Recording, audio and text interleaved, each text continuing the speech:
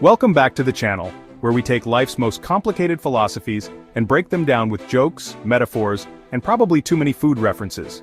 Today, we're diving into Jordan Peterson's 12 Rules for Life. It's like the self-help book version of a strict parent who loves you but also really wants you to clean your room. Now I know what you're thinking. 12 rules? That's a lot, man. Can't I just get a pamphlet or something? And trust me, I get it. But the thing is, Peterson's not just talking about arbitrary rules like don't wear white after Labor Day. He's talking about the kind of stuff that actually matters. You know, like how to be a decent human being, how to find meaning in a world that often feels meaningless, and how to not completely lose your mind while trying to adult. Stick around. This one's got everything.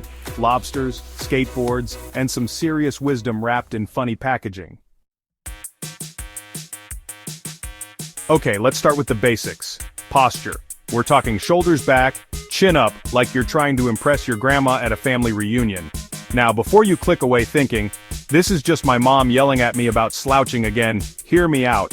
Peterson's onto something here. It's not just about appearances, although good posture does make you look more confident. It's about how you carry yourself in the world. It's about projecting an air of self-respect, even when you're internally debating whether to have pizza for dinner for the third night in a row. Think about it. When you see someone hunched over, shoulders slumped, don't they just scream, "Please don't talk to me, I'm having an existential crisis"? But someone who stands tall, looks you in the eye, they radiate confidence, even if they're secretly freaking out inside. And the best part? You don't need a fancy gym membership or a personal trainer to master this rule.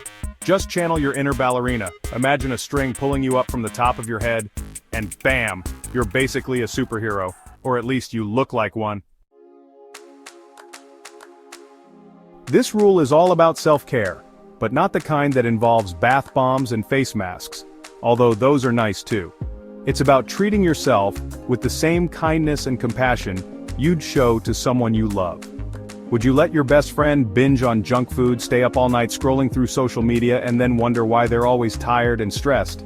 Probably not. So why do we do it to ourselves? Peterson's saying it's time to stop being our own worst critics and start being our own biggest cheerleaders. It's about setting healthy boundaries, prioritizing our well-being, and maybe, just maybe, putting down the bag of chips and opting for an apple instead. Or at least a salad, every once in a while. I'm not saying you have to become a health guru overnight, but maybe let's try not to hate ourselves in the morning, okay? This one's about choosing your squad wisely. And by squad, I don't mean the people you follow on Instagram. I'm talking about your inner circle, the ones you actually spend time with, the ones who know all your secrets, and probably have photographic evidence. Peterson's point is simple. The people you surround yourself with have a huge impact on your life. They can lift you up or drag you down, inspire you or drain you, so choose wisely. If your current friends are all about negativity, drama, and bad decisions that usually end with someone calling for takeout at 3 a.m., it might be time for an upgrade. Find your people, the ones who challenge you to be better, who support your dreams even when they seem crazy, and who would never let you live down that time you accidentally sent a text to your crush that was meant for your grandma. You know, the good kind of friends. Chapter 4. Rule 4. Stop comparing yourself to literally everyone on the internet. This rule is basically a PSA for the social media age. Look, we've all been there, scrolling through Instagram, seeing everyone else's perfectly curated lives, and feeling like we're failing miserably. But guess what? It's all a facade. That picture of your friend sipping margaritas on a beach in Bali probably took 50 tries, a professional photographer, and a whole lot of filters. The point is, comparing yourself to other people, especially online, is a recipe for misery. It's like comparing your blooper reel to someone else's highlight reel. Instead of focusing on what everyone else is doing, Peterson says to focus on you. Compare yourself to who you were yesterday, last week, or even last year. Are you making progress? Are you learning new things? Are you becoming a better, kinder, more awesome version of yourself? If the answer is yes, then who cares how many likes your last Instagram post got? You're winning at life, my friend. Chapter 5, Rule 5. Parenting, you're doing great, but also don't raise a supervillain. Alright parents, this one's for you. And let's be real, parenting is hard work, like, really hard. It's like having a roommate who constantly needs you to cut their food, wipe their nose, and explain why they can't eat dirt. But despite the challenges, Peterson argues that it's our responsibility to actually parent. This doesn't mean being a dictator and ruling your household with an iron fist. But it also doesn't mean letting your kids run wild and redecorate the house with crayons and permanent marker. It's about finding that sweet spot between being too strict and too lenient. It's about setting boundaries, teaching responsibility, and maybe, just maybe, preventing your little angels from becoming future supervillains who terrorize the neighborhood. Or at least, that's what I'm hoping for with my kids. Chapter 6. Rule 6. Clean your room. Seriously, it's not just your mom nagging. Yes, you read that right.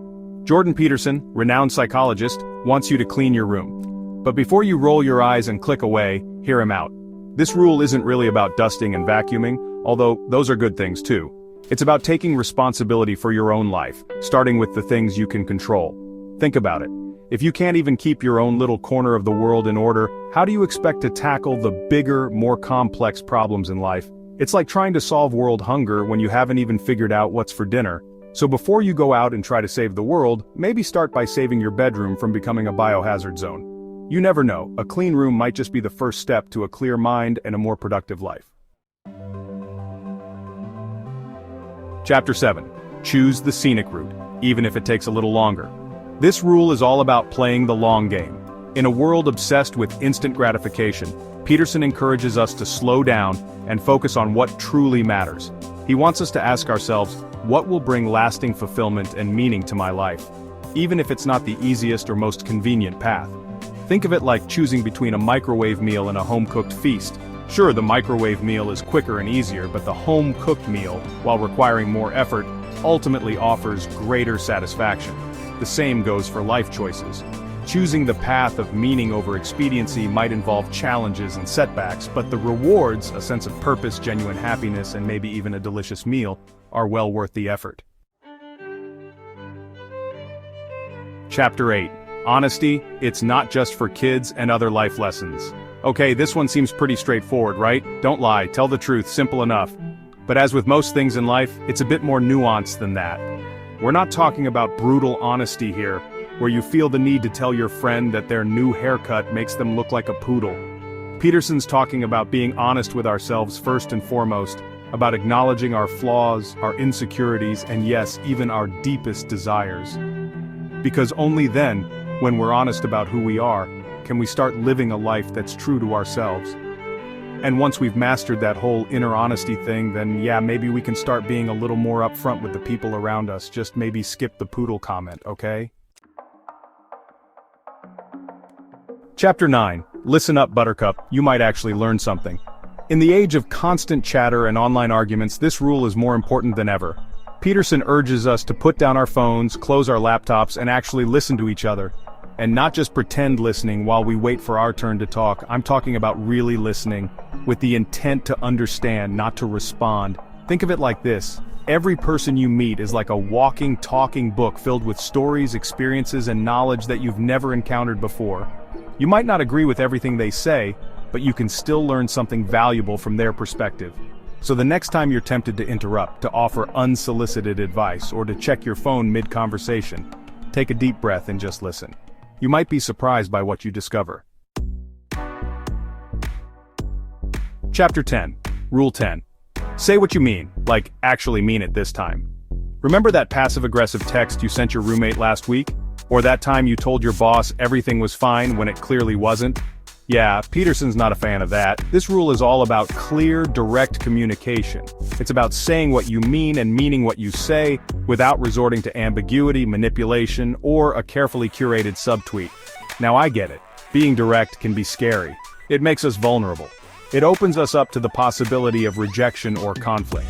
But it also allows for genuine connection, for healthy boundaries, and for a whole lot less drama in our lives.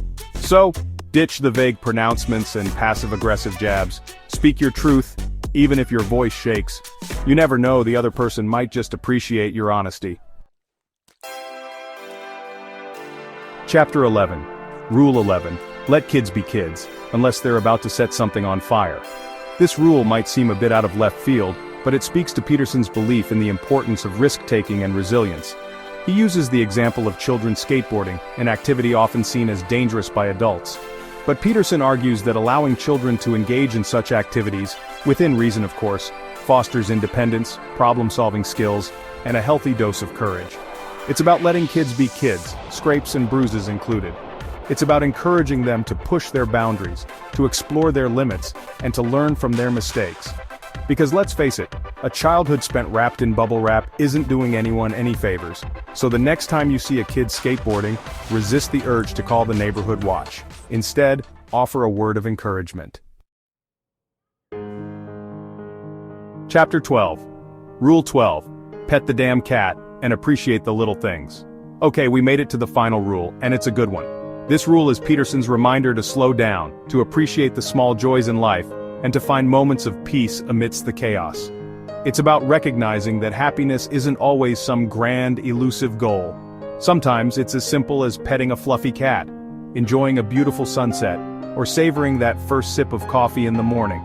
It's about being present in the moment, about cultivating gratitude for the ordinary, and about finding joy in the unexpected. So the next time you encounter a friendly feline on the street, take a moment to pet it. You never know, that simple act of kindness might just brighten your day. And hey, if petting cats isn't your thing, find your own version. Maybe it's smelling freshly baked cookies, listening to your favorite song, or watching a really bad reality TV show. Whatever brings you joy, embrace it. So there you have it, 12 Rules for Life. A book that's part guide, part lecture, and part get it together, Karen. Whether you're struggling with your posture, your friends, or the mess in your room, there's a rule for you. Peterson's rules might not solve all your problems, but they offer a framework for living a more meaningful, fulfilling, and honestly, a slightly less chaotic life. And who knows, maybe if we all start following these rules, the world will become a slightly less chaotic place too. If this made you laugh, think, or just realize you've been ignoring that pile of laundry for too long, smash that like button, subscribe, and remember, always pet the cat, but don't let it run your life. Catch you next time.